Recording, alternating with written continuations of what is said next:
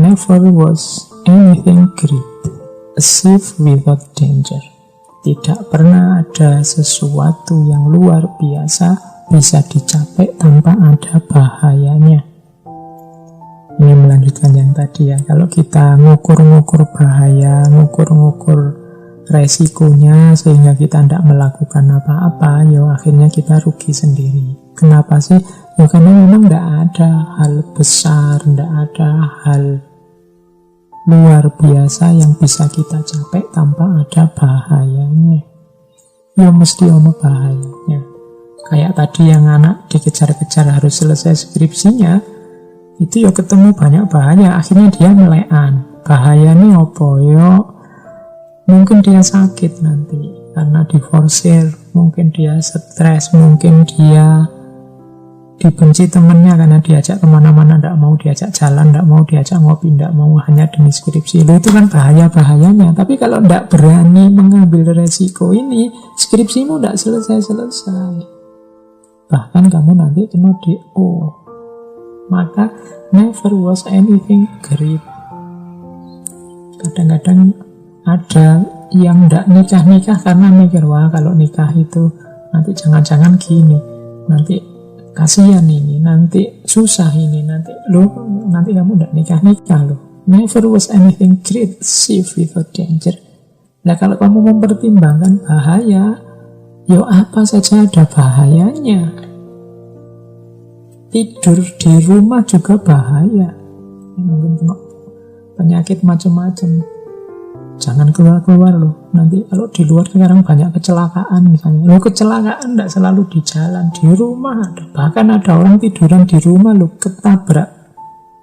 Bukan ketabrak mobil, ketabrak pesawat. Dulu kan ada pesawat itu yang bablas sampai nabrak rumah, atau yang jatuh sampai nabrak rumah. Loh ini orangnya sudah tidak kemana-mana di rumah, itu bisa ketabrak pesawat. Loh, itu kan tidak nyambung sama pikiran kita. Cuma ini kalau yang jadi pertimbangan, ya sudah. Kita mau minum manis, tidak berani makan asin, tidak berani mau bahkan minum air putih. Kalau kebanyakan nanti resikonya ini. Bahkan banyak teori macam-macam kan yang bahaya.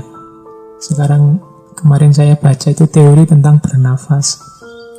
Bernafas itu kalau tekniknya salah ya nanti kita dapat resiko penyakit ini, penyakit itu. Wah, ini kalau pakai teori takut bahaya, tidak berani melakukan apa-apa, ya ngeri lagi nanti kalian tidak berani bernafas nanti. Wah ternyata cara bernafasku keliru pak, terus kok tidak ambekan. Tidak. Never was anything great achieved without danger. Semuanya ada bahayanya. Mengaji gini aja ya ada bahayanya. Tidak kok pak, saya tinggal dengerin sambil ngopi-ngopi. Lah iya, kamu tinggal bayangkan wis. Bahayanya kopi, bahayanya di depan laptop, bahayanya dengerin HP laptop dekat-dekat. Itu kalau kamu cari bahayanya, mas, sampean ngaji filsafat 2 jam, itu berarti HP-nya kamu deketin denganmu 2 jam non-stop, laptopnya kamu deketin denganmu 2 jam non-stop. Itu bayangkan radiasinya. Itu kalau kena otak kita, tidak ngaji kamu akhirnya, karena mikir bahayanya. Ya bukan berarti nekat, bukan berarti konyol bunuh diri, tapi pinter-pinterlah mengambil keputusan penting meskipun itu ada bahayanya. Karena hidup itu kan ada hierarkinya, mana ranking 1, mana ranking 2, mana ranking 3. Mending dibenci teman daripada skripsiku tidak selesai, karena ke depan nanti efeknya lebih besar. Mungkin mending sedikit-sedikit kena radiasi daripada ndak belajar, ndak sekolah. Wong sekarang sekolah itu daring semua. Ini sekolah daring semua. Jangan-jangan berapa tahun ke depan ini anak-anak kita, generasi kita kena penyakit ini karena radiasinya internet, radiasinya gelombangnya HP misalnya. Tapi kan di hierarki itu kan, ya mungkin mending inilah daripada nanti bodoh semua, ndak pinter semua gara-gara sekolahnya libur bertahun-tahun karena virus corona. Ini namanya prioritas. Maka jangan mikir bahaya kalau ingin mencapai sesuatu. Diukur dulu, dikalkulasi dulu prioritas dan tidak prioritasnya. Oke, baik. Terus. There is no other way to guard yourself against flattery than by making men understand that telling you the truth will not offend you. Tidak ada jalan lain untuk membela, melindungi dirimu dari pujian-pujian dibandingkan dengan cara membuat orang tahu bahwa menceritakan padamu kebenaran itu tidak akan menyerangmu. Ini kalau diterjemahkan letterlet begitu. Ini kalau terus ditaruh di buku, akhirnya kamu bingung membacanya. Ini maksudnya apa? Karena diterjemahkannya letterlet. Ini maksudnya apa? Katanya Machiavelli gini loh. Kadang-kadang kita pemimpin itu dikelilingi dengan pujian-pujian terus. Semua orang kok rasanya seneng sama aku, semuanya pujian tok isinya.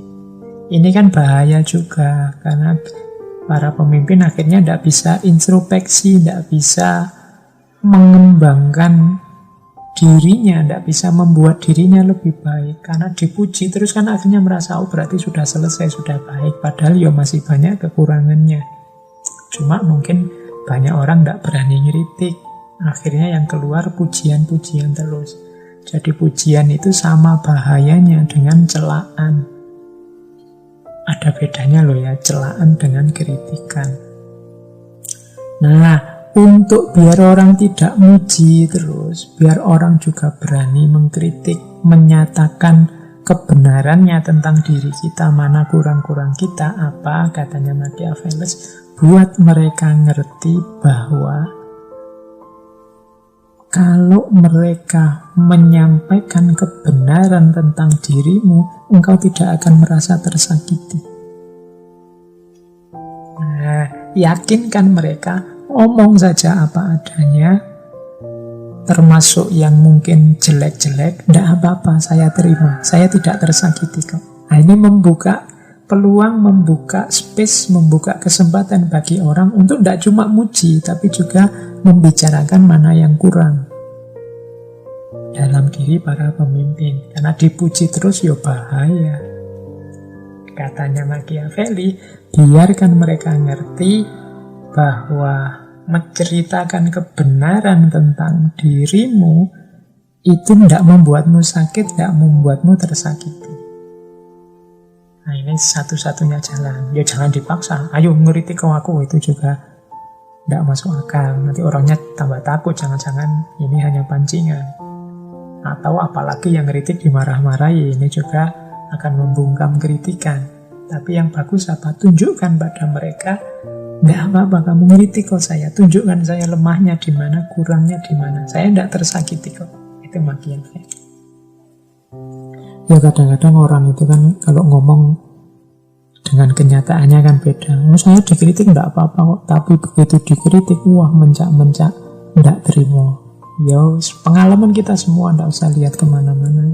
Kalian yang aktif di dunia postingan itu kan, meskipun kalian tiap hari keluar-keluar, dikritik tidak apa-apa, diberi masukan tidak apa-apa, wong saya itu tidak sempurna. Tapi begitu ada yang ngeritik beneran kan, kita pontang-panting ingin menjawab, pontang-panting ingin meluruskan, menjawab. Ini kan intinya menunjukkan bahwa saya itu sudah benar, jangan dikritik kan, cuma itu. Ya sama saja, berarti kan kita masih belum terbuka. Jadi katanya Machiavelli, loh kalau ingin bagus kepemimpinan kita, jangan cuma mencari pujian, tapi dengarkan juga kritikan. Biar orang tidak cuma muji, ya tunjukkan pada mereka bahwa menceritakan yang sebenarnya itu tidak membuatmu tersakiti. Itu tadi yang saya sebut bedanya makian dengan celaan. Bedanya makian celaan dengan kritikan. Kalau kritikan itu ngomong yang sebenarnya tapi bagian yang jelek. Kalau celaan itu kan hanya memaki, jadi tidak solutif. Tapi kalau kritik itu ada unsur kebenarannya, ada unsur faktanya, ada unsur solutifnya. Ini lo tak tunjukkan perkataanmu atau perbuatanmu yang bagian tidak pas. Nah itu namanya kritik. Jadi kritik itu isinya kebenaran. Loh, kalau kritik isinya tidak kebenaran, itu namanya bukan kritik, tapi fitnah.